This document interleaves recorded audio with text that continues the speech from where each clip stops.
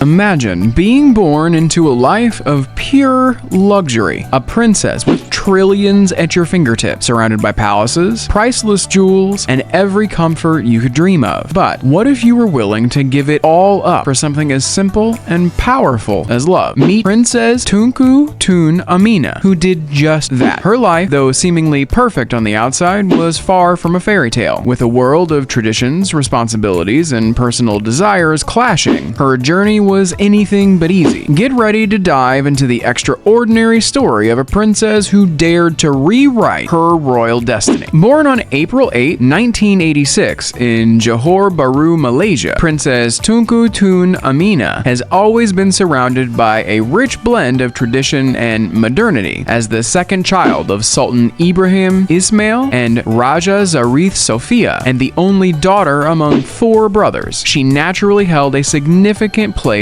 in the Johor royal family. Her early life was kept mostly under wrap, but it was clear she was being groomed for important roles both within the palace and beyond. To truly grasp Princess Tunku Tun Aminah's significance, it's essential to dive into the history of the Johor royal family. The Johor royal family, also known as the House of Temenggung, boasts a fascinating history that intertwines with the development of Johor in Malaysia. The family's origins can be traced back to the 19th century, with Temenggung Dang Ibrahim being a key figure who laid the foundation for what would become a powerful dynasty. By the early 1800s, the Temenggung family had already established themselves as influential advisors and generals to the ruling sultan. The family's rise to prominence was solidified in 1855 when Temenggung of Singapore signed a treaty with the British, securing jurisdiction over Johor. This pivotal moment marked the beginning of the family's rule in the region. Temenggung Dang Ibrahim's son, Temenggung Abu Bakar, eventually ascended to the position of sultan, earning the title of Sultan Abu Bakar, often referred to as the father of modern Johor. During his reign from 1862 to 1895, he implemented a series of modernizations, including Western governance, education, and legal systems, while preserving Johor's Islamic tradition. His diplomatic ties with the British ensured Johor's independence while much of the Malay Peninsula was colonized. As we shift our focus to Princess Tunku Tun Aminah, it's clear that her upbringing played a significant role in shaping the woman she is today. She began her educational journey at Hilltop Kindergarten in Johor Bahru, where she acquired essential skills that would serve her well in her future endeavors. She then attended Sri Utama School, known for its academic excellence, where she developed a keen interest in the arts,